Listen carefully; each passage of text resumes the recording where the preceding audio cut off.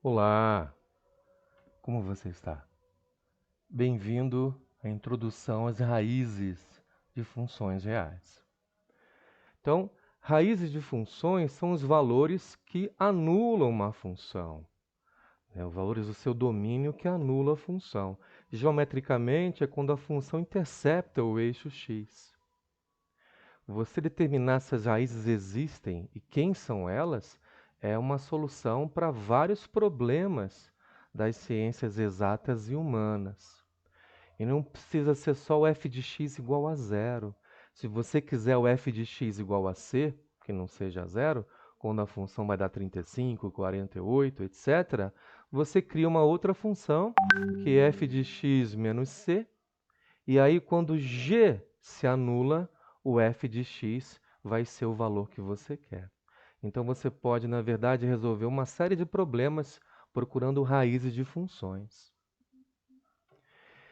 A gente começa com um teorema que garante a existência de raízes, porque senão a gente pode estar procurando nada, vazio. Se a função for contínua e no intervalo AB ela trocar de sinal na imagem, isto é, f de A e f de B têm sinais opostos, então pelo menos existe uma raiz no intervalo AB. A ideia intuitiva é o seguinte: eu tenho f de A de um lado do eixo x, é positivo, tenho f de B no outro lado, negativo. Eu tenho que começar desse ponto, chegar até o outro, sem tirar, né, o ponteiro aqui. Não pode ter quebras, né? Eu tenho que seguir uma linha contínua. Não tem como eu não cortar o eixo x. Então eu posso cortar pelo menos uma única vez. Novamente aqui, se f de A, nesse caso, é negativo, f de B é positivo e a função é contínua no intervalo AB, então pelo menos uma, aqui eu cortei 5 vezes, né? E eu estou usando a letra grega xi. Eu tenho 5 xis, que são as raízes do meu problema. Então, na verdade, na prática, eu quero um intervalo que tenha uma única raiz. Então, eu posso, além do teorema, o teorema de Bolzano, eu fazer uma análise gráfica para ver se de fato eu consigo um intervalo que contém uma única raiz. Eu vou te dar um exemplo, olha aqui. Essa função aqui, eu gostaria de encontrar raízes. Eu posso fazer uma análise gráfica. Eu igualo a zero a função e começo a fazer uma manipulação, né? Passa esse menos 1 para o segundo membro da equação, vira mais 1. Esse cara que está multiplicando aqui passa dividindo, ele está aqui embaixo no denominador, volta para o numerador, trocando o sinal do expoente. Então, quando essa função se anula, essa função é igual a essa. Uma maneira prática de você fazer uma análise gráfica. Então, você esboça o gráfico de uma função, que aqui é uma curva gaussiana, você esboça o gráfico da segunda função, uma parábola, e as interseções serão as raízes. Você encontra uma interseção aqui, um ponto cartesiano. Ao projetar no eixo x, você tem uma aproximação dessa raiz, que eu chamei de xi2 aqui, e a outra interseção está aqui. Ao projetar no eixo x, outra raiz que eu chamei de xi1.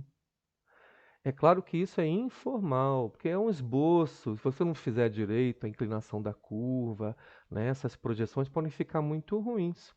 Aí eu vou para o teorema de Bolzano. Eu volto para a função original, que é f de x. F de x é essa aqui, original, hein?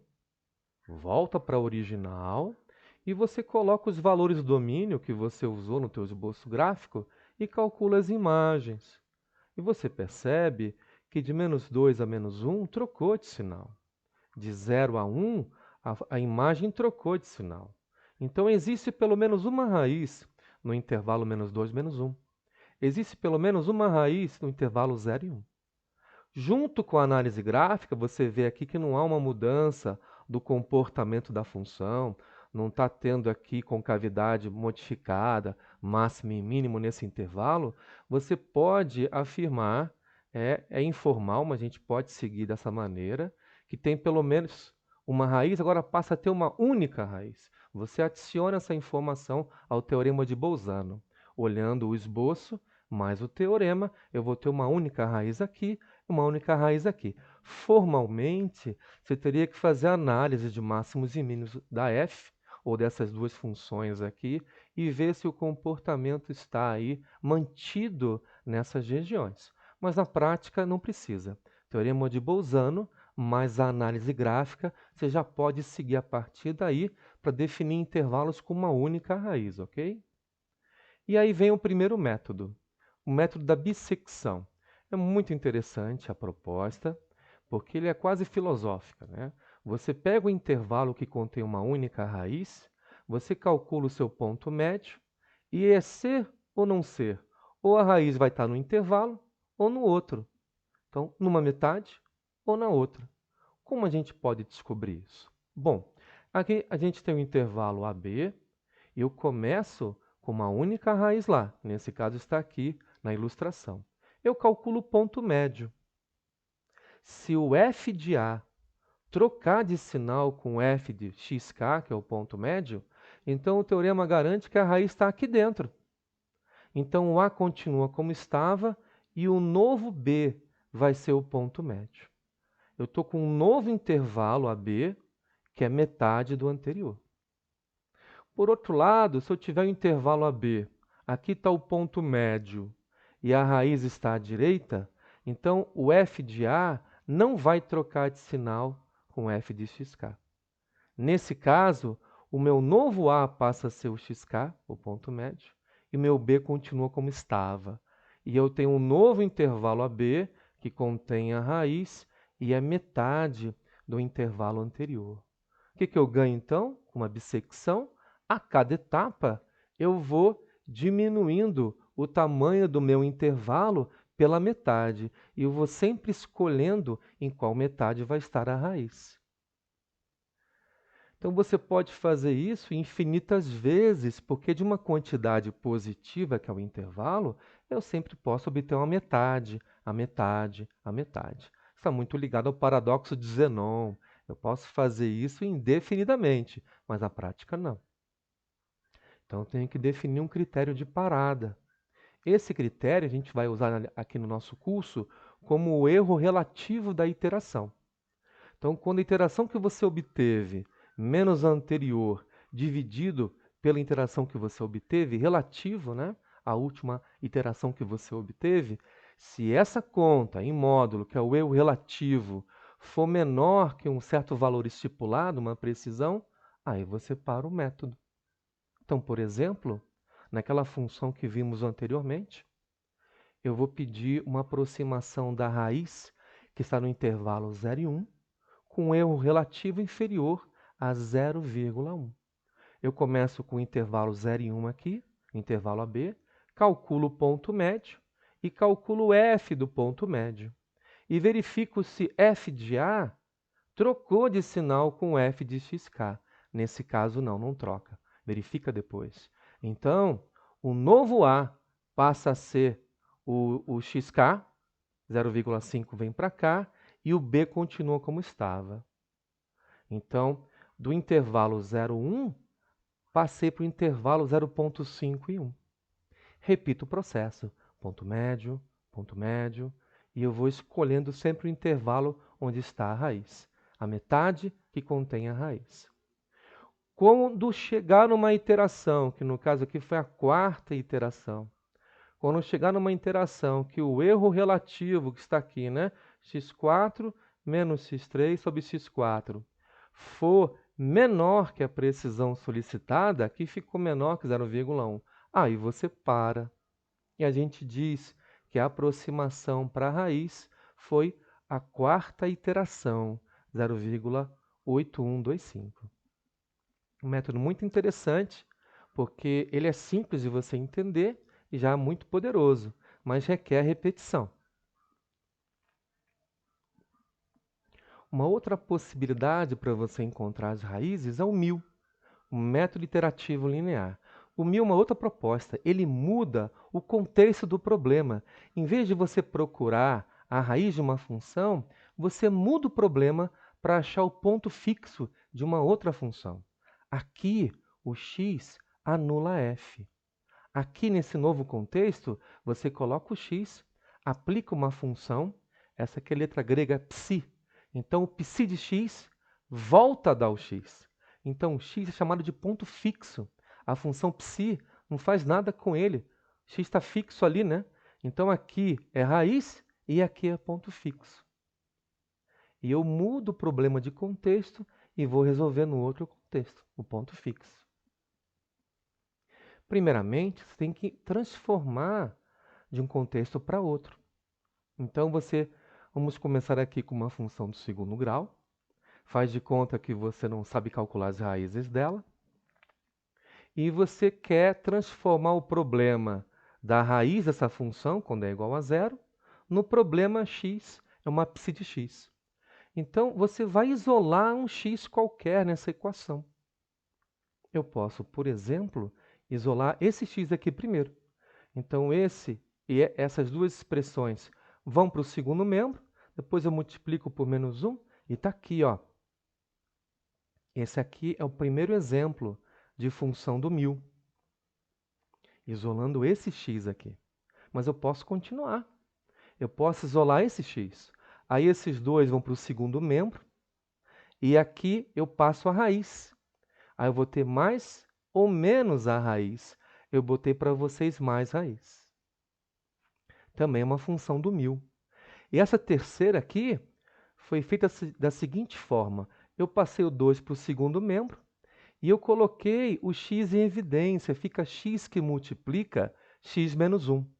Esse x da evidência passa dividindo, vai para debaixo do 2. E o x menos 1 eu passo 1 para o outro lado. Faz um papel depois com calma. Outro exemplo do μ. E eu posso fazer vários.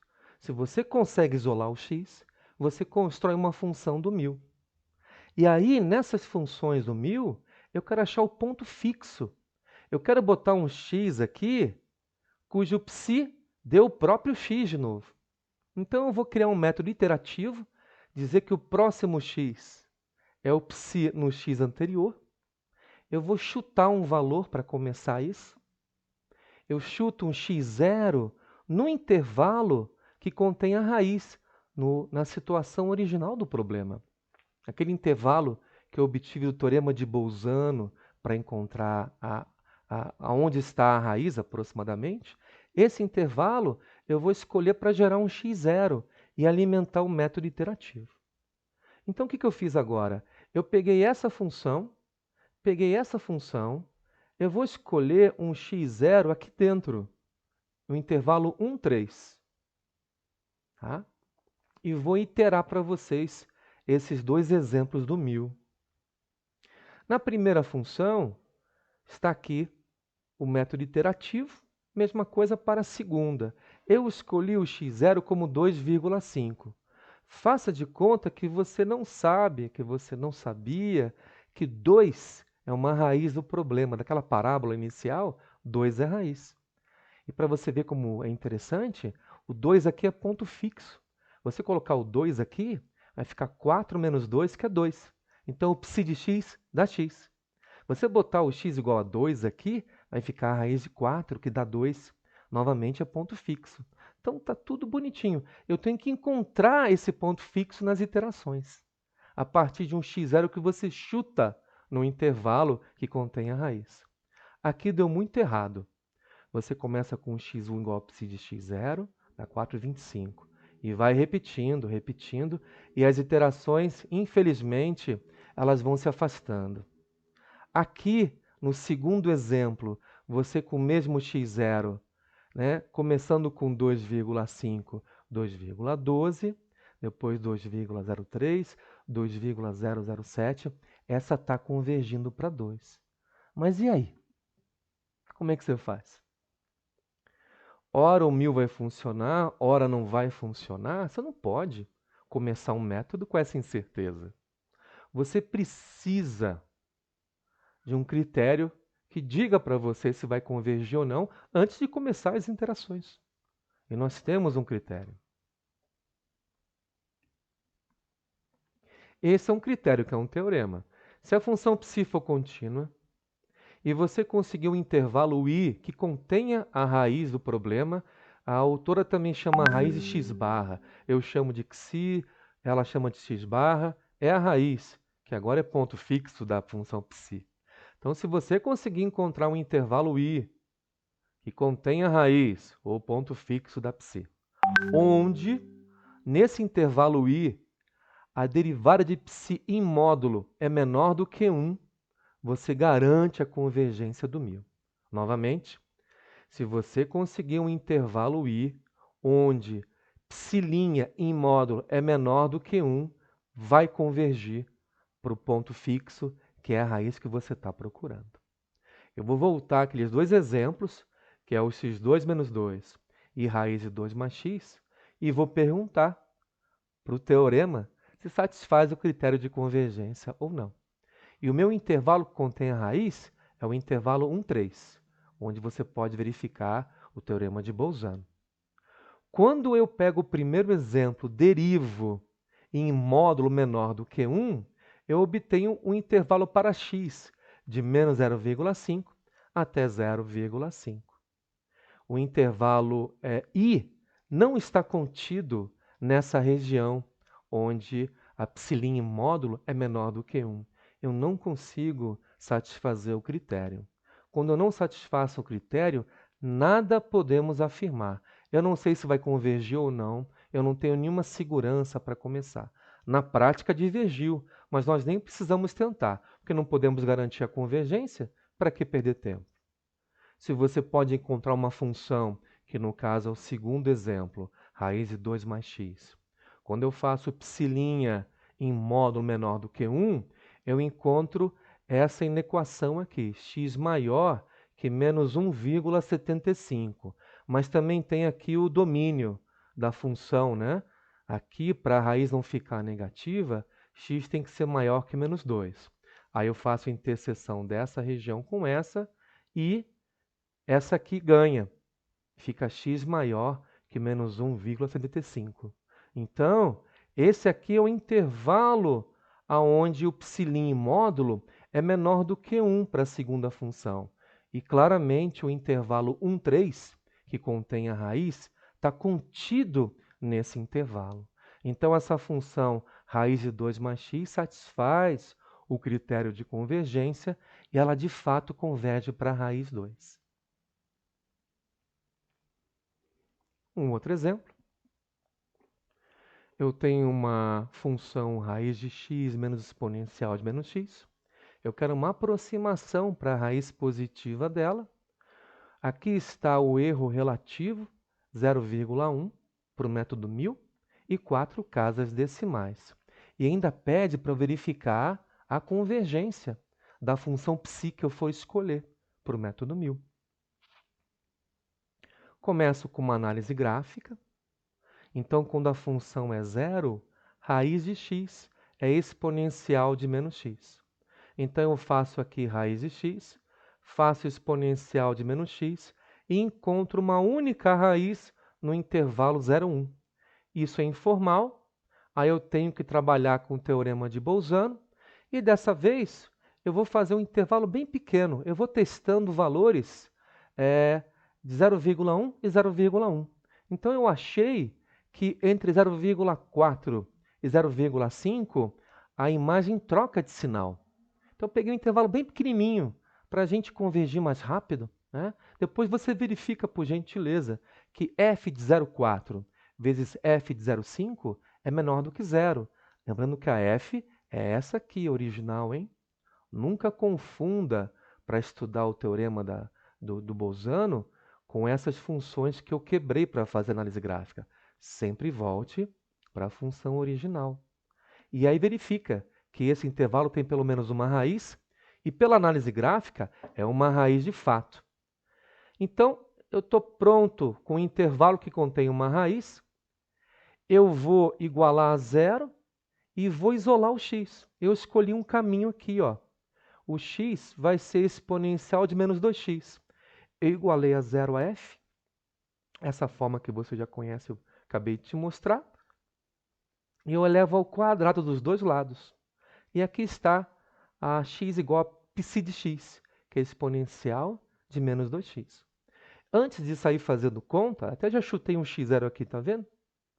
x0 também é o ponto médio do intervalo que eu escolhi, ponto 45. Mas antes de fazendo conta, eu vou calcular aqui a derivada e passar o módulo e perguntar quando é menor do que 1. Eu derivo, passo o módulo de menos 2 dá 2, o módulo da exponencial é ela própria, porque exponencial é sempre negativa. O gráfico da exponencial está sempre acima do eixo x. Então, o módulo é ela própria. Pergunto quando é menor do que 1 e está aqui a região. Ó. É x maior que 0,3466. E o intervalo que contém a raiz, por isso que eu fiz pequenininho, ele está contido lá dentro. 0,405, ele está contido nesse intervalo maior que 0,3466. Tudo pronto? Eu, com x0 escolhido, calculo exponencial de menos 2 vezes x0. Está aqui a resposta. Calculo eu relativo, não deu. Próxima iteração, exponencial de menos 2 vezes esse x aqui, que é o x1. Aí dá o x2. Eu relativo, deu 0,08. Ficou menor que 0,1. Então, a raiz solicitada é aproximadamente, com 4 casas decimais, 0,4435. Então, depois do método da bissecção e do método 1000, a gente vai para o terceiro e último, que é um método muito poderoso. É o método Newton-Raphson. A autora, na obra, ela acaba descrevendo a taxa de convergência, ordem de convergência do método. E você vai ver nos cálculos que esse método do Newton-Raphson é que tem a maior ordem de convergência, converge mais rápido para a raiz. Esse método, ele envolve essa fórmula aqui, ó. É um método iterativo, que você vai chutar um x0, que está contido, pertence ao intervalo onde está a raiz, vai pegar um x0 no intervalo que você obteve do teorema de Bolzano e vai começar essas iterações. O próximo é essa conta aqui feita no anterior. Essa conta depende da derivada. Geometricamente, essa conta aqui, ela tem o seguinte significado. Você chuta um valor inicial x0, e essa conta faz o seguinte, vai até a função, calcula a tangente à função no ponto x0. E onde a tangente interceptar o eixo x é o teu x1, é o próximo x. Daqui a gente poderia repetir. A gente com esse ponto na mão, a gente vai até a função, calcula a tangente e vê onde encontra o eixo x. Vai até a função, calcula a tangente e vê onde encontra o eixo x. Então, as iterações, se você tiver uma inclinação boa, ela rapidamente converge para a raiz psi do teu problema. Então, vou te dar um exemplo. Essa função 4 cosseno x menos exponencial de x. Verifica para mim, por gentileza, que no intervalo 0,5 a 1,5, as imagens trocam de sinal. Então, nesse intervalo, vai ter pelo menos uma raiz lá. Verifica que é uma só. E aí eu vou escolher um x0 nesse intervalo. 0,5 até 1,5, eu peguei o valor 1. Então, eu tenho a função, eu tenho um chute inicial, calculo a derivada e aí começa. Aplicando essa fórmula aqui, o x1 vai ser o x0 menos f de x0 sobre f' de x0. Dá essa resposta aqui. Calculo o erro relativo entre x1 e x0, obtém essa resposta. É menor que 0,01? Não. Continua. O x2, ele é x1 menos f de x1 sobre f' de x1. Esse é o valor. Eu relativo de x2 e x1 dá isso aqui. É menor que 0,01? É. Você vê que mesmo a ordem de grandeza, né, sendo menor, 0,01, nos outros exemplos foi 0,1. Né? Essa ordem de grandeza menor deveria demorar mais para chegar lá, mas como o método é muito rápido, ele em 2 iterações já convergiu. Então esse método ele é muito potente, é rápido, e se você isola a raiz direitinho no intervalo, e essa função não está variando muito a inclinação dela, porque depende da derivada, né? Você lembra? Então, se eu não estou muito próximo de pontos de máximo e mínimo, ela converge muito bem para a raiz do intervalo.